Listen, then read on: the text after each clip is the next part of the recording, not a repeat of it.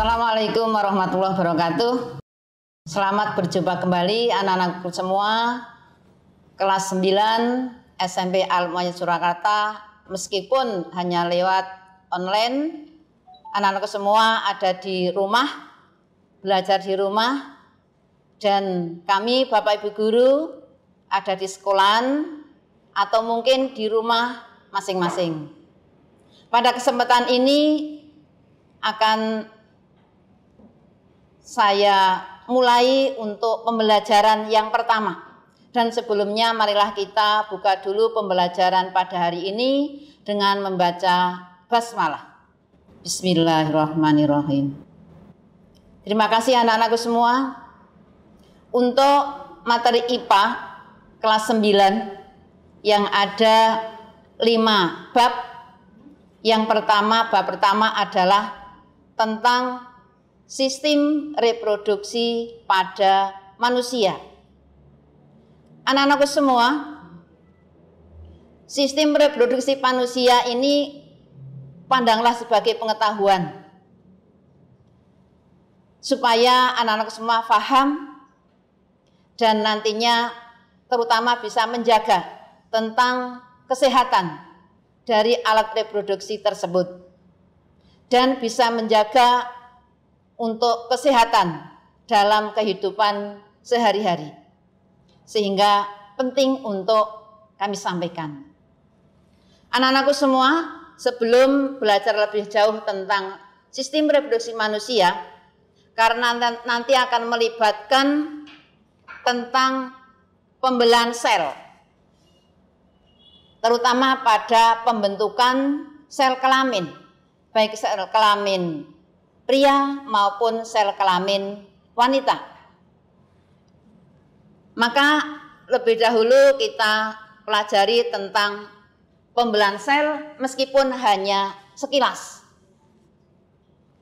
Pembelahan sel ada 2 macam, yaitu pembelahan sel secara mitosis dan secara meiosis. Untuk pembelahan sel secara mitosis bisa anak-anak lihat pada gambar itu, bahwa dari satu sel induk itu dihasilkan 2 sel anak. Satu sel induk dihasilkan 2 sel anak. Dan ini terjadi pada sel-sel yang aktif mengalami pembelahan atau disebut dengan sel tubuh atau sel soma. Di dalam sel ada kromosom, di dalamnya itu ada kromosom. Dari sel induk yang hanya 2, di situ gambarkan 2 untuk lebih jelasnya. Pada sel anak kromosomnya juga ada 2 dari masing-masing sel. Sehingga tidak ada pengurangan maupun penambahan kromosom. Intinya yang anak-anak perlu pahami, pembelahan mitosis, pembelahan dari satu sel menjadi 2 sel. Terjadi pada sel tubuh atau sel soma. Kemudian yang kedua, pembelahan meiosis. Terjadi pada sel-sel kelamin. Jadi fungsinya bukan untuk pertumbuhan, melainkan untuk pembentukan sel kelamin. Kalau pada tumbuhan contohnya serbuk sari, itu pembelahannya secara meiosis. Kalau pada manusia berarti pembentukan sel kelamin pria atau sel sperma dan pembentukan sel telur atau ovum pada wanita adalah pembelahan selnya secara meiosis. Jadi pada pembelahan meiosis dari satu sel induk dihasilkan 4 sel. Kemudian bagaimana kromosomnya? Sel induk itu ada 2 atau sepasang atau berpasangan. Sedangkan pada sel anaknya ini, katakanlah sel spermanya yang dihasilkan kalau pada pria, ini kromosomnya masing-masing hanya 1. Kalau sel induk 2, sel anak 1, berarti jumlah kromosomnya setengahnya. Jadi kalau manusia jumlah kromosomnya ada 46 satu selnya, jumlah kromosom sel spermanya separuh, yang berarti ada 23.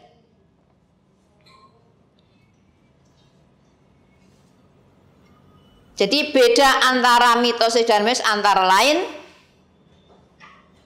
untuk mitosis terjadi pada sel soma, meiosis pada sel kelamin. Tujuannya mitosis itu untuk pertumbuhan sel dan mengganti sel yang rusak. Kalau meiosis untuk pembentukan sel kelamin atau sel gamet. Kemudian untuk kromosomnya atau kandungan genetiknya pada mitosis sel anak sama dengan sel induk. Kalau pada meiosis untuk sel anak adalah setengah dari jumlah sel induk, itu jumlahnya. Kemudian jumlah sel yang dihasilkan pada mitosis itu dari satu sel induk dihasilkan 2, sedangkan pada meiosis dari satu sel induk dihasilkan 4 sel anak. Proses pembelahannya mitosis 1 kali, meiosis 2 kali. Kemudian untuk pindah silangnya, crossing over, pada mitosis tidak ada, pada meiosis ada. Itu sedikit tentang pembelahan sel. Kemudian kita lanjutkan pada yang pertama, reproduksi pada pria. Anak-anak sekali lagi mohon untuk difahami sebagai ilmu pengetahuan. Ya, ini adalah sistem reproduksi pria, gambarnya kurang lebih seperti ini. Kamu cermati di situ bahwa organ-organ yang membentuk sistem reproduksi pria, yang pertama ditunjukkan oleh nomor 6. Nomor 6 itu namanya adalah testis. Ada sepasang atau 2 buah, bentuknya bulat oval. Kemudian sepasang itu dibungkus oleh suatu kantong, yang kantongnya itu disebut dengan skrotum, yaitu nomor 5. Fungsi dari testis adalah tempat pembentukan sel sperma. Kemudian yang nomor 5 tadi adalah kantong yang membungkus testis, namanya skrotum. Fungsinya adalah untuk menjaga terutama suhu dari testis supaya selalu stabil, sehingga proses pembentukan sperma akan normal atau akan lancar. Kemudian yang nomor 4 itu saluran yang masih terdapat di dalam skrotum. Salurannya berbentuk berkelok-kelok. Fungsinya adalah untuk tempat pematangan dari sel sperma. Jadi sperma yang dihasilkan dari nomor 6 yaitu testis akan dimatangkan dulu di nomor 4. Kemudian setelah sperma itu matang atau dewasa akan disalurkan nomor 9. Melalui nomor 9, berarti nomor 9 adalah saluran sperma atau vas deferens. Vas deferens atau saluran sperma. Dari epididymis, sperma akan disalurkan menuju ke nomor 1. Nomor 1 adalah vesika seminalis atau biasa dengan kantong sperma. Fungsinya nampung. Jadi untuk menampung sperma yang dibentuk dan sudah dewasa. Dari nomor 1, jika akan keluar sperma akan dikeluarkan melalui uretra. Uretra itu nomor 8. Di nomor 8 itu saluran dari nomor 1 kemudian keluar. Fungsinya menyalurkan sperma keluar dari kantong sperma. Di dalam uretra di situ ada nomor 2. namanya adalah kelenjar yang menghasilkan zat yang memberikan nutrisi atau makanan bagi sel sperma. Kemudian nomor 3 itu namanya kelenjar Koper. Kalau yang nomor 2 tadi namanya kelenjar prostat. Mungkin ada yang pernah mendengar, si mbahku sakit prostat. Nah, berarti di bagian nomor 2 ini. Ini bisa karena pengaruh umur, sehingga prostat ini akan mendesak saluran uretra atau nyepit gitu, sehingga karena terdesak maka urin sulit keluar. Maka salah satu ciri orang yang sakit prostat itu kalau kencing terasa sakit. Yang kedua, boyoknya atau pinggangnya itu akan terasa sakit. Itu cirinya antara lain itu. Banyak diderita orang-orang atau bapak-bapak yang sudah lanjut usia. Kemudian di nomor 3 itu kelenjar Koper namanya, menghasilkan suatu cairan yang keluar mendahului sebelum sperma keluar. Cairan yang biasa disebut dengan cairan madhi. Ini mendahului berarti yang akan mengamankan, istilahnya kalau presiden mau lewat itu bodyguardnya sudah di depan dulu. Ya, pengawalnya ada di depan, ini sebagai pengawalnya. Supaya salurannya nanti lancar, aman, lah itulah tugas dari si cairan yang dikeluarkan oleh kelenjar Koper atau biasa disebut dengan madhi.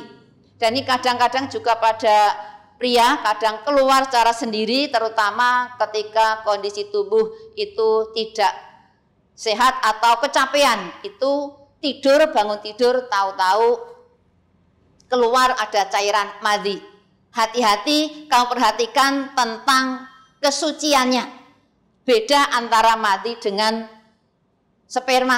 Kalau sperma suci, tapi madhi adalah najis. Tapi keluarnya madhi tidak perlu mandi besar, tapi keluarnya sperma mandi besar dan sebagainya. Silahkan untuk nanti dipelajari untuk bagian fikihnya, antara lain seperti itu. Lah, di situ pada saluran uretra nyambung juga dengan saluran kandung kemih nomor 1. Jadi nomor 1 itu kandung kemih bukan alat reproduksi, melainkan alat ekskresi. Kenapa ditampilkan di sini? Salurannya jadi 1. Jadi uretra selain sebagai saluran sperma sekaligus sebagai saluran urin. Namun tidak bisa keluar bersama-sama. Pada manusia, pada umumnya hewan juga seperti itu, kecuali pada katak. Kalau pada katak bisa keluar bersama-sama. Sehingga dulu katak digunakan untuk tes uji kehamilan. Jadi urinnya wanita yang pagi hari pertama kali suntikan pada katak, kemudian katak itu setelah 2 jam kurang lebih dikencingkan, air kencingan diperiksa, kalau ada spermanya berarti wanita tadi hamil. Tapi sekarang ada cara yang lebih efektif untuk tes uji kehamilan. Nah, pada manusia saluran uretra punya 2 fungsi, tidak bisa untuk menyalurkan bersama-sama. Ada keotomatisan antara saluran dari urin dari kandung kemih dan saluran dari kantong sperma. Kalau sperma akan keluar, saluran dari kandung urin menutup. Dan jika urin akan keluar, saluran dari kantong sperma akan keluar. Itulah alat-alat reproduksi pada manusia. Nah, di sini pada nomor 6 adalah testis yang punya fungsi untuk pembentukan sel sperma. Bagaimanakah proses pembentukan sel sperma itu? Yang prosesnya disebut dengan spermatogenesis. proses pembentukan sperma disebut spermatogenesis. Di dalam testis, disitulah sperma dibentuk. Sel induk pembentuk sperma yang nomor 1 disebut dengan spermatogonium. Saya ulangi, yang nomor 1 sel induk sperma terdapatnya di dalam testis, namanya adalah spermatogonium. Dari spermatogonium yang diploid artinya kromosomnya masih berpasangan, berarti sepasang dua-dua, akan mengalami pembelahan mitosis dulu. Ingat tadi pembelahan mitosis 1 menjadi 2 menjadi nomor 2, yaitu namanya adalah spermatosit primer. Saya ulangi, nomor 2 namanya adalah spermatosit primer. Kromosomnya masih diploid atau masih berpasangan. Kemudian dari nomor 2 spermatosit primer akan mengalami pembelahan sel secara meiosis. Ada 2 tahap meiosis, meiosis 1, meiosis 2. Dari 2 ke 3 pembelahannya secara meiosis 1. Kemudian dari nomor 3 ke nomor 4 pembelahannya secara meiosis tahap yang kedua atau meiosis 2. Pada meiosis 1, spermatosit primer membelah secara meiosis 1 menghasilkan spermatosit sekunder. Ada 2, spermatosit sekunder.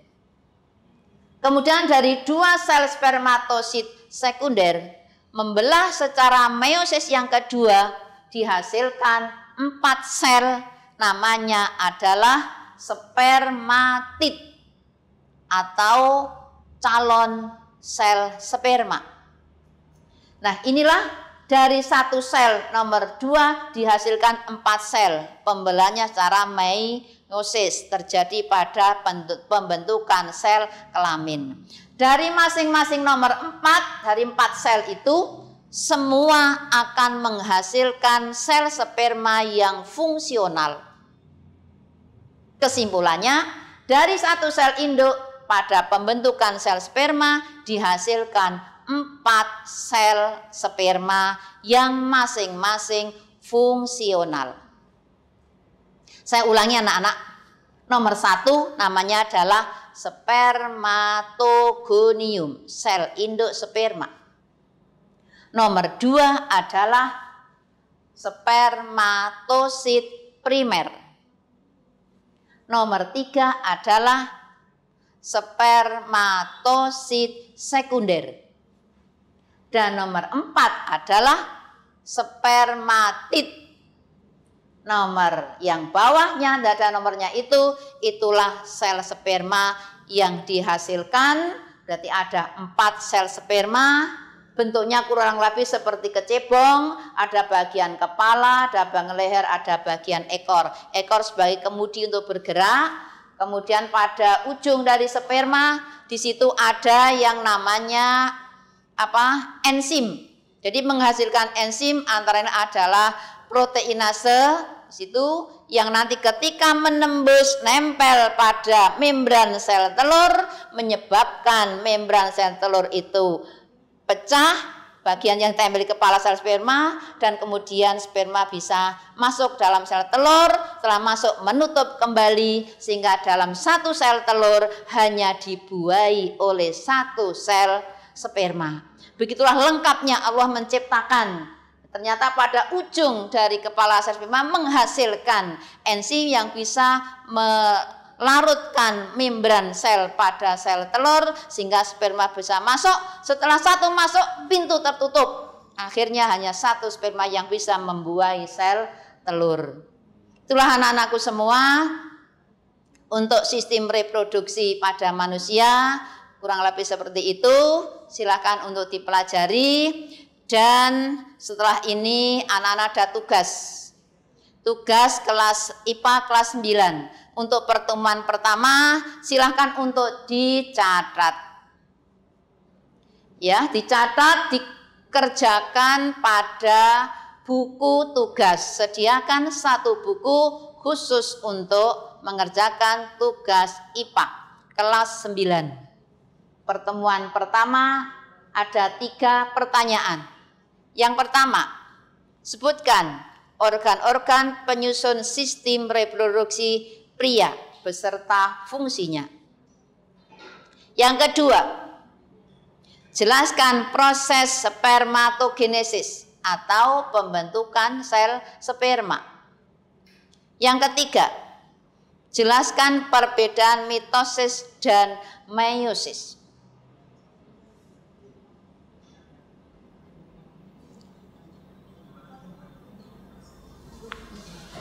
Saya simpulkan untuk ulangi sekali lagi. Mulai dari nomor 6. Testis untuk pembentukan sel sperma.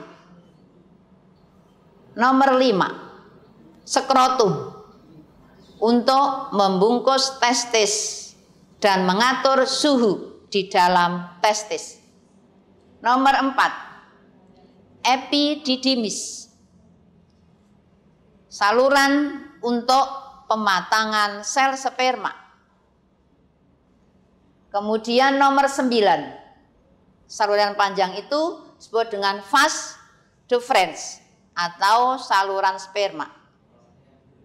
Nomor 1 adalah kantong sperma atau vesika seminalis.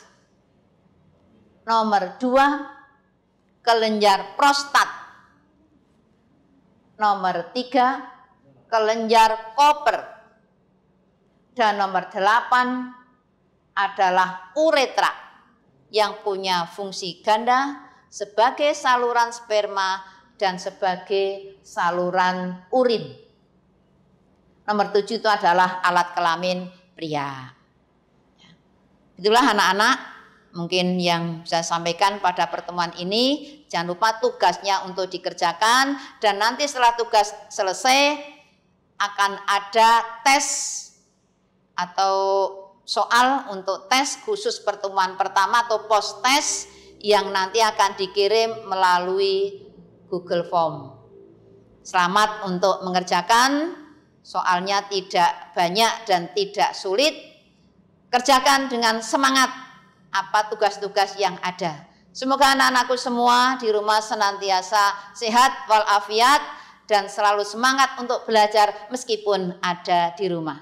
Terima kasih. Wassalamualaikum warahmatullahi wabarakatuh.